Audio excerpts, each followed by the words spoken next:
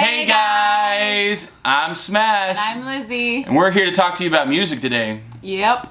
We just felt like, talking about how, our music taste arrived in our lives and how it evolved over time and different favorite bands and stuff like that. We love music. He's introduced me to a lot of different music, opened my eyes to a lot of different bands that I would have otherwise never have heard of or had any interest in to look up myself. So we just thought we'd talk about it. Maybe you've heard of some people we talk about today. Maybe you haven't. Maybe you look them up, But we just felt like, it's something we like to talk about. So we figured y'all join in to listen. Yeah, I have a pretty extensive taste in music. When I say I like everything, I pretty much like everything. There's very minute subgenres of stuff that I don't like. But overall, I like pretty much everything. I credit my family for that because I had a very good assortment of musical taste around me. My mother was very much into rock, classic rock, hip-hop, R&B, jazz, blues.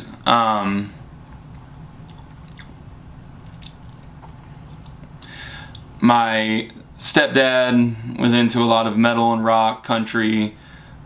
My aunt, who I spent a lot of time with when I was younger, was very much into heavy metal, rock, alternative, grunge, country, rap. And then my father was very much into classic rock and most modern, not modern rock as it is now, but at the time, alternative stuff, Pearl Jam, Nirvana, stuff like that. But the most stuff that he was in was the Beatles, Rolling Stones, AC/DC. So I had that big classic rock, influence. And then my stepmother was, she kind of liked a lot of the different stuff too. And they, just having that mass difference in culture and in musical taste really, it gave me a good sense of music in general is just extremely good in all different forms and shapes. And so I'm never going to be one of those people that's I only listen to X, insert, music here. That's if you're one of those people, not me. That's fine. I don't understand it. Yeah, me neither. I don't understand it. My upbringing, it was all over I was never one of those people that was on the cusp of listening to the newest and hottest thing, or I liked them before they got big. I was always coming to the, finding out about them 3-4 albums later. But my mom, her musical taste was very much Billy Joel, Supertramp. I remember listening to the Grease album, the Grease soundtrack a lot. Oh yeah, musicals. My dad very much into Santana. I remember him liking Matchbox 20. He liked a lot of random stuff. I remember when Eminem came out, he really liked Eminem because he was he's very different. He's a lyricist. That's what my dad had to say about Eminem. And my dad is a very educated, well-spoken man. But it's the same thing. With my aunt, she was really into Eminem, and she was an English teacher, so she appreciated his use of his vocabulary in rap instead of it being so repetitive and low-ended. There was a lot of substance to it. Yeah. And my mother, same thing. She was a teacher, and there was just a lot of substance to what he was saying, how he rhymed, how he used his vocabulary. So that was a big deal when he first came out too. Yeah. But I remember around junior high, I think, when I first heard about Linkin Park, I think, and I heard about them, and I'd never heard about them before, but they were already big. And then all of a sudden it was like everyone in my school was talking about them and singing them, and I was like, who is this band? And I became obsessed with them. But like younger than that, my most of my music was influenced by my sister, because she was someone who was like, oh, this new band. Oh, this new band. She was 3 years older than me. So she had interests older than me before me, if that makes sense. She was watching like TRL before me, Right, I got you. And, but like, so she also introduced me to, like female rappers, TLC, Eve, Missy Elliott, stuff like that. But I got introduced to like classic rock, I guess, alternative rock, with my first real boyfriend. And then he was the one who introduced me to like Black Sabbath, AC/DC, The Doors, all them. And then before that, I had been introduced to like alternative, Marilyn Manson, Linkin Park, Slipknot, stuff like that. Slipknot, stuff like that. And so it was just like, it kept just building. What's funny about that is like, I've been into music my whole life. Like that, it was a massive part of my life, because my aunt and my mother had me around musicians pretty much since I was a baby. And going to concerts, meeting musicians, learning how to play guitar, learning how to play piano. I don't play great. I play okay. And I was better at guitar. I was a natural singer, but I ended up damaging my vocal cords when I was 21, and it's kind of never come back properly. But so I was raised around music, and that's all I did. Like, I would say from the time I was probably like 9 or 10, my life was music.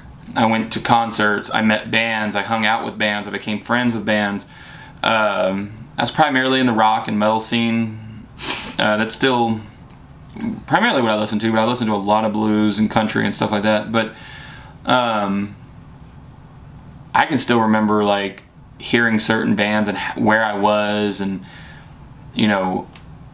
pretty much all the bands you mentioned, I knew about them really early on, because like I remember my aunt playing Manson for me when I was like 6 or 7. Yeah. I didn't learn about him really until I was like 14, 15 years old. I remember when Slipknot's first single came out, like laying on the floor and doing homework, and like I just would put music videos on, and their song came on, and I think it was on a show called Uranium, or it may have been something else, but it came on, and in the first couple beats of the song, I was like, what is this? And I like looked up, I was like, oh my god, and I was entranced by it. Yes. Linkin Park, very early on. I actually remember seeing a like infomercial with Linkin Park. Maybe it might not have been an infomercial, but it was like, I think they were trying to sell CDs like back when they used to do that on TV. But it was like early 2000s, where they would like sample the songs and like and then they would show like a very clip of the music video and stuff like that. And back in the heyday, they used to do that.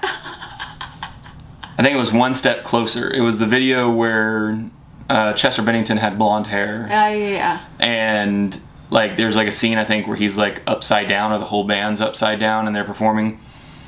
And I remember seeing that and being like, oh, this band's really cool, but I didn't pay super close attention to it.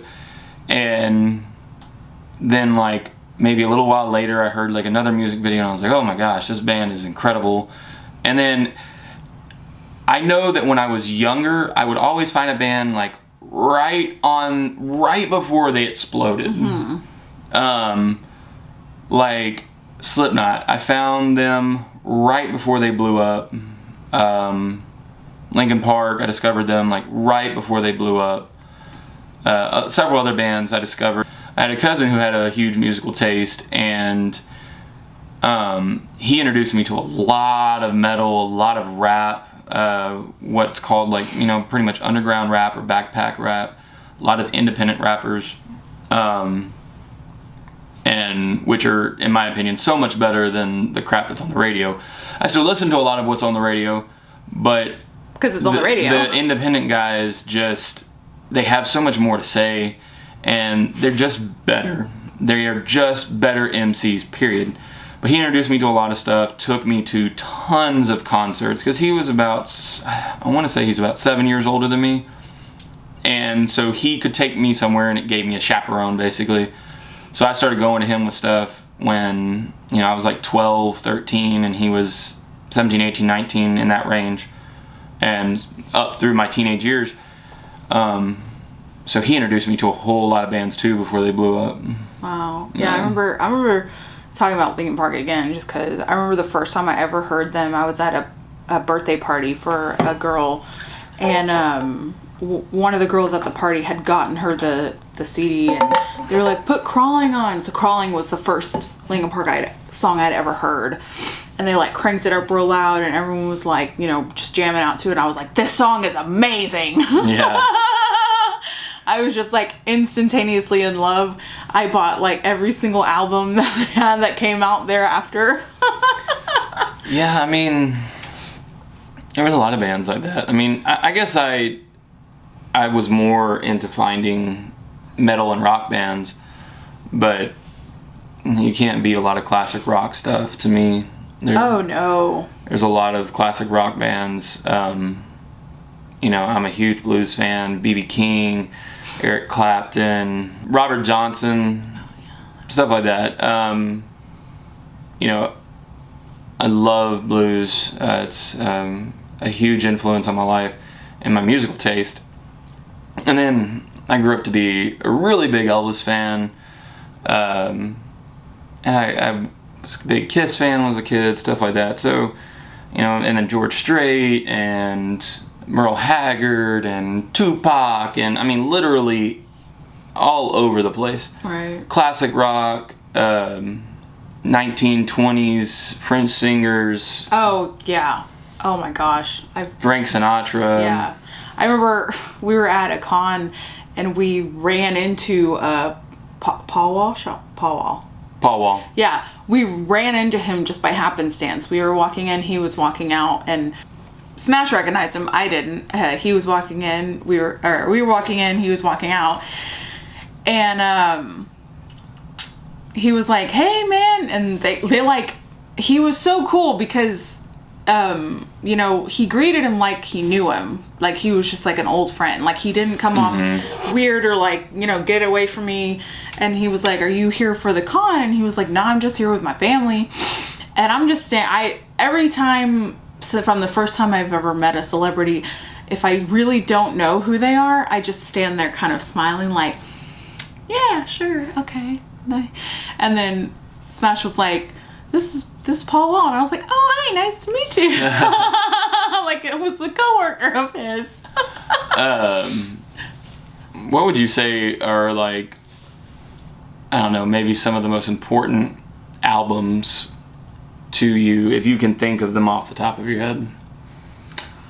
Oh my god. Because I can probably name... I went through a stint, I think it was actually a best of album. I don't know if it was actually a specific album, but a Billy Joel.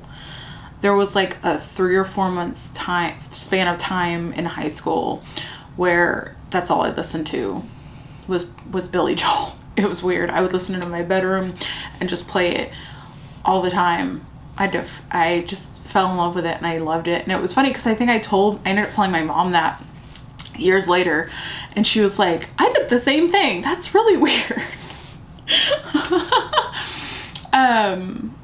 Another one would definitely be like all the Manson albums. I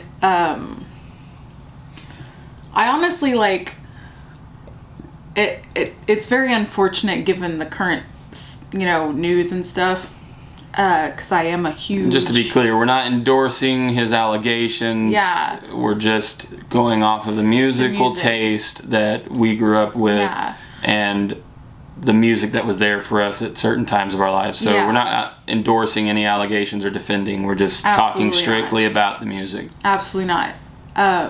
But you know, I remember, like when I got my first tattoo, the tattoo artist was like, "Do you want any particular music on?" And I was like, "Oh, well, do you have any Manson?" And he was like, "I do, but I'm not playing any." And I was like, "Why not?" And he was like, "Because I used to work for a shop where that's literally all the guy would play was Manson." And I was like, "Oh, okay."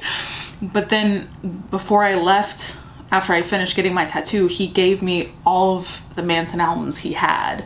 Which That's pretty was cool. Yeah, so you know, he gave me Smells Like Children, he gave me Antichrist Superstar, he gave me Golden Age of Grotesque, he gave me Eat Me, Drink Me, he gave me Lest We Forget.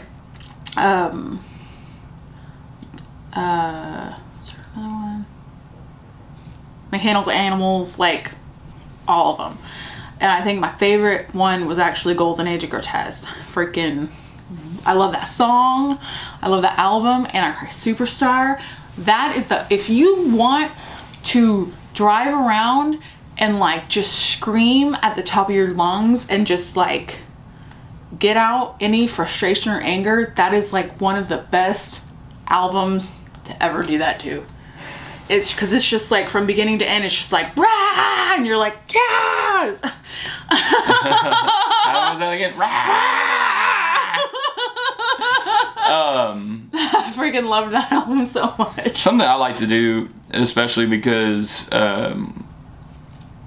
I have the time sometimes to, if I'm on long car rides or something, I'll just start listening to the very first album that an artist that I enjoy, or one of my favorite artists, I'll just put on their very first album and just listen to all their albums over the next like 2 or 3 weeks. Mm-hmm. And because sometimes, you know, whether we like to admit it, especially in this day and age, you know, when CDs and tapes and stuff were a big deal, we all skip stuff. We were looking for that song that we heard on the radio. We were looking for that song we heard in a music video, or we saw online, or whatever, or we heard in that movie.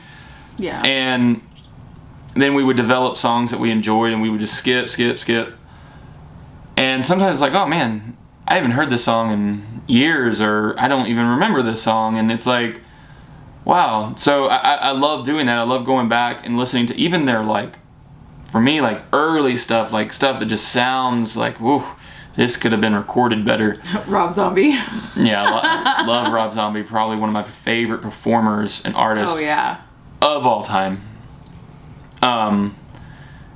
Just because he is so vast and such an artistic person, and he has so many ambitions, and I idolize him for that, because I'm the same way. He just has way more dedication than I do. I want to get his willpower and dedication, because the man is dedicated to what he wants to do in his craft. But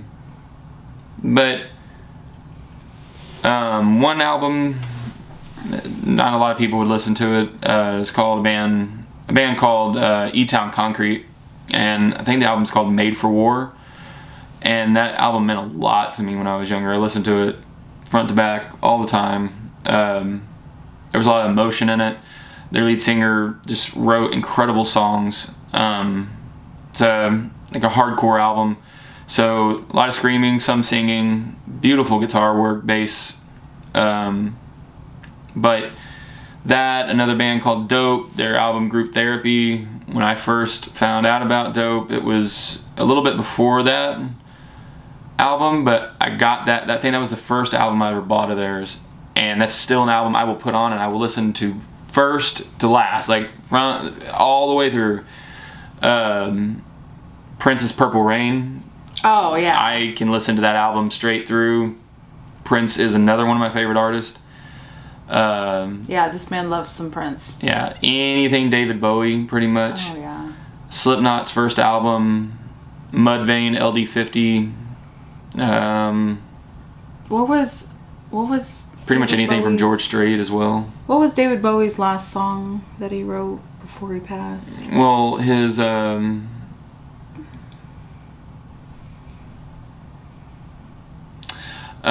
Bird song. I think the song you're talking about is Lazarus.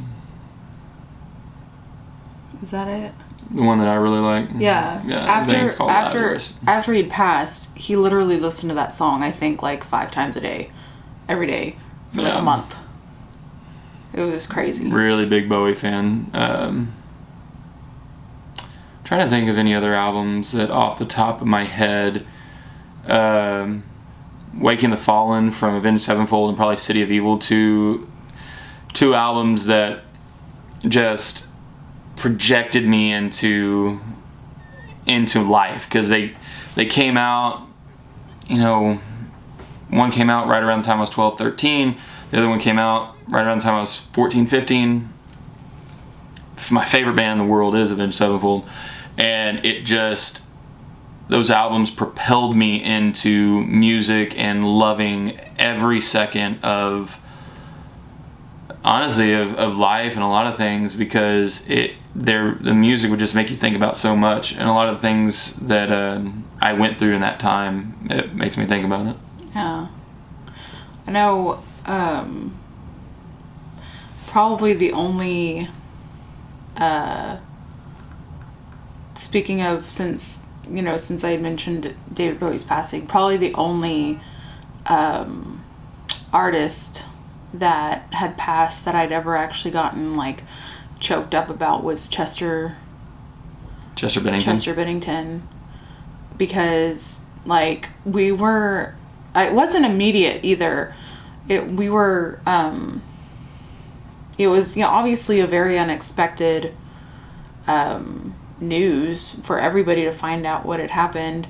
And then I think we were listening to his album and Linkin Park's album, and then we were just talking about it and like our own experiences growing up with it, and then just realizing if you really listen to the last album he was on, it's almost like a goodbye to his fans. I'm a firm believer that every single song is a goodbye. Yeah, like it's like he knew he was gonna do it. Yeah, that's how we felt. Like the whole album is a goodbye to his fans, a you know, him getting the courage and telling everybody that he's gonna be okay and that they're gonna be okay, and it, you know, just like us talking about that was the only time I'd ever actually gotten choked up about someone that I genuinely didn't know. Probably the only other person I'd done that with was Robin Williams, because I've just never been someone to just like cry over a celebrity that I didn't know, because right, you know, it's like you can be upset about someone passing, but you don't know the person. But when people touch your life like that, you can't help it sometimes. But on a lighter note, I was gonna say, I had the same feelings, you know, because I always felt very close to a lot of the music that Chester wrote, so it hit me really hard. But another couple of albums that really, really influenced who I became musically was How Will I Laugh Tomorrow If I Can't Even Smile Today by Suicidal Tendencies. That was a band that my aunt loved so much when I was a little kid, and you know, they would say, like, when I was like 2-3 years old, I was like, I want to listen to Tip to Bane, which the song is called Trip at the Brain. I'm like, I want to listen to Tip to Bane, and I would just sit there and stand in the truck and just tipping, and it projected me into my musical taste. And then the Black Album from Metallica. Metallica's another band that no matter what anyone says about them, I have to say they're one of my favorite bands, because they're one of the greatest metal bands of all time. Really? They're one of the greatest bands, period, of all time. Musically, it's very hard to find two guitarists that are that talented, that both play solos, that both, you know, your lead singer teaches your lead guitarist how to play rhythm. Like, that's on film, him teaching him how to play rhythm.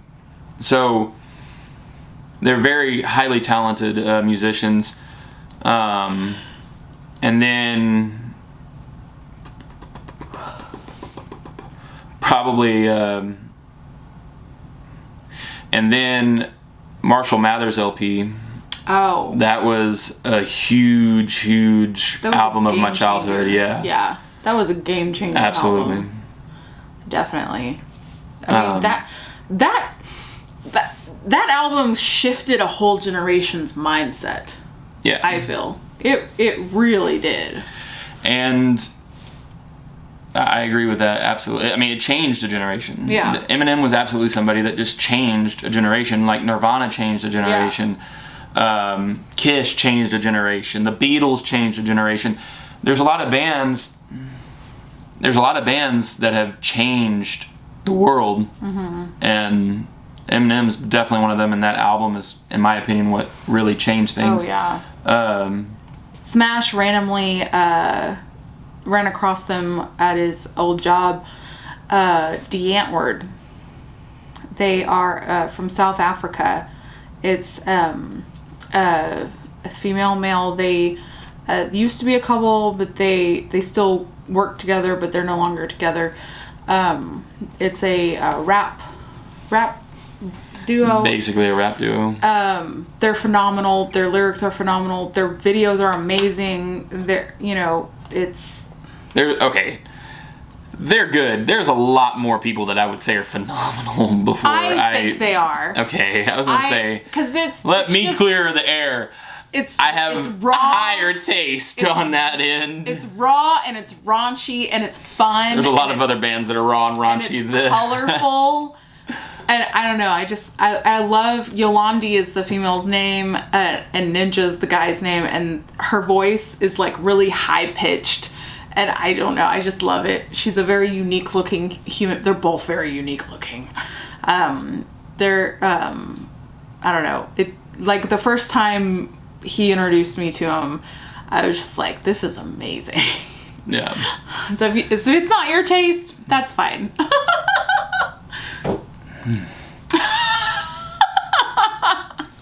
You know, actually a cool music story that I do have to share with you guys, and I may be remembering it slightly wrong, but because I was probably 10, but I used to be obsessed with Kiss. Like when I was a little kid, Kiss was my favorite band, and I remember when the movie Detroit Rock City came out. I loved the movie, and I can't remember if it was like my birthday or if it was just a random time, but it's a story that always sticks out with me about my dad, because if I remember right, he like gave me Detroit Rock City, the tape, like the VHS tape, because I'm old, and gave me the VHS tape, and along with it he gave me, I think it was like the album for Detroit Rock City, like the vinyl album, or it was like a packet that had like stuff about the band, and then with it was tickets to go see Kiss, and I had never seen Kiss, and I was like, what? I want to go see Kiss! Oh my god! You know, I was super excited, and I felt fortunate because I was glad that he took me when he did, because I've seen Kiss 3 or 4 times, I can't really remember, and it was either 3 or 4. But that first time with my dad was the only time that I saw all the original members. Oh. Every time after that, somebody was out. Either Peter Criss was out or Ace Frehley was out. Someone was out. So that time meant a lot to me because I was very young. At the time, they were my favorite band. And I felt like a kid in the 70s because my dad enjoyed Kiss as well, and he gives me this stuff, and I'm like, oh, that's cool, and then there's tickets with it, and I'm like, oh shit, this is so super cool. I freaked out. I'm sure my dad will watch this and tell me that's not how that happened, but that's how I like to remember that it happened, and that's how I think it happened. So, but it was still a very cool memory. And then my mom took me, and then I think my dad took me to the last one that I went to. I can't remember. Excuse me. But that's a really great memory I have for music. I could probably do 30 episodes on here of music stories I have, so I won't drown on that. Maybe we'll bring them up. If y'all want to know more music stories from me, tell me down in the comments. He's got stories. And you should tell I will him, do it. Can you tell him the one where the guy called the cops on you?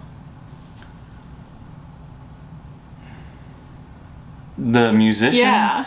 Oh, you're talking about Corey Taylor from Slipknot. So, I was like 15, and I went with a girlfriend and her brother and a friend, and we all were really into Slipknot, and we went to see Slipknot, and we went backstage, or we went around the back of the venue, and we were waiting on the band to come out, and Corey Taylor, the lead singer, came out and started signing some autographs, and then he's like, I gotta go on the bus and call my wife, I'll be right back, just wait here, because I didn't get an autograph, I didn't get a picture or anything, and I was just like, man, at the time, they were my favorite band. I was like, man, come on. Like, or one of my favorite bands. I was like, come on. Like, I really want to get an autograph or a picture with this guy. And we're sitting around, and it's just literally the four of us and a couple of other fans that are waiting, and all of a sudden, the police department shows up. That they were on site. It's not like they came from off site. They were on site, and they show up, and they're like, hey, it's time to leave. Y'all can't be back here, blah, blah, blah. And we see him, like, looking through the curtain of the bus, laughing, and I'm like, man, what a douche. I'm like, and I know that he's a prick. Like, if you know anything about him, he's an asshole. But I'll give him a little bit of slack, because at the time, I believe, when he was also, like, a raging alcoholic, and I think he was abusing drugs, so he may have just been doing it, because he's even said in interviews he did a lot of stuff around that time that was really shitty of him. But I really appreciate it, because I did meet him, I did talk to him, but I didn't get anything, and my girlfriend's friend that was with us, he had gotten him to sign a pack of cigarettes, and so he gave it to me, because he was like 18, 19 or whatever, and I was like 15, so he was like, here, I'll give it to you, because he's like, that sucks. He was like, you didn't get to meet him, so that was pretty cool. I remember one time, this is a really short story, but it actually has nothing to do with music. I got someone to sign, I didn't have anything else to sign but a deck of cards, and it was some actors from a Broadway show, and so I gave them each a card from out of the deck to sign, and they were like, this is probably the most creative thing I've ever had to sign. That's pretty cool, though. They're like, I've never signed. I think it was actually actors from Spam-A-Lot, from the Broadway show Spam-A-Lot, so I pretty cool. I gave the guy that played the king. That's pretty cool. Excuse me. So that's my little story on inventive things to give people to sign. Yeah, I mean, I have so many music stories that like involved music or involved bands that I met or something like that. Something I've never shied away from is I lived a very fun teenage life. Like, I remember being friends with bands and them finding out while I was hanging out with them that I was like 14, and they're like, you're 14? And I'm like, sorry, man. They were like, I thought you were 22. And I was like, no, I'm 14, because at 14 I was like 6'4". And they're like, oh my God, we've given you so much alcohol. But I had a lot of fun time. So if you want another episode where maybe she asks me questions and I answer them about music and music stories and stories of bands, I will. I have a ton of them, much longer than our videos typically are, so it may just be the best of or multiple videos. Yeah. But let us know down in the comments below. Yeah. If you had to name like 5 favorite artists, so that's anything, bands, singers, can you name 5? Oh my God. If you have to go to 10, you can, but if you can name 5, your top 5. I probably can pretty easily. I know you probably can. David Bowie, Prince, Avenged Sevenfold. I'm going to put him in there as a whole and say Zakk Wylde. So everything he's ever done. Right. And then I'll say George Strait. Oh, okay. Just throwing a side bomb there. Yeah. I don't know. I feel like just because his music was such a huge influence in my life for such a long time, I feel like I have to say Marilyn Manson. I mean, when I was 19, I got a freaking Marilyn Manson tattoo on my leg. Let's see.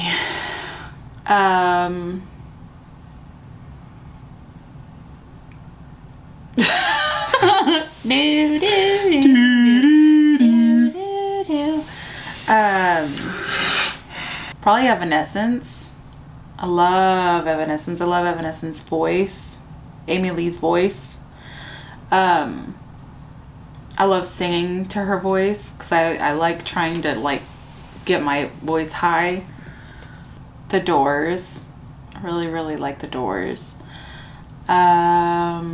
Billy Joel. Duh. There you go. Is that 4 or 5? I think that was 4. Spice Girls. Spice Girls? Jesus Spice Girls. Christ. How I am a 90s chick. I was like... I'm a 90s dude, but I still like better music. I will always love the Spice Girls. The Spice Girls will All right. always have a special place in my heart. Well, this was kind of off the cuff, so do you have anything else you want to talk about before we call it over? I mean, there's a lot of other music there's so much music that we love and that we listen to, and I feel like we spent a lot of time on more like rock, but I mean, our likes for music are really vast and endless. Oh, yeah. Yeah, I agree with what she said. We definitely have a huge taste in music, so if y'all like this and y'all ever want us to do something like this again, let us know. If not, one time. One and done. One and done. But, you know, we appreciate you guys being here. Down in the descriptions, you'll find all of our social media accounts.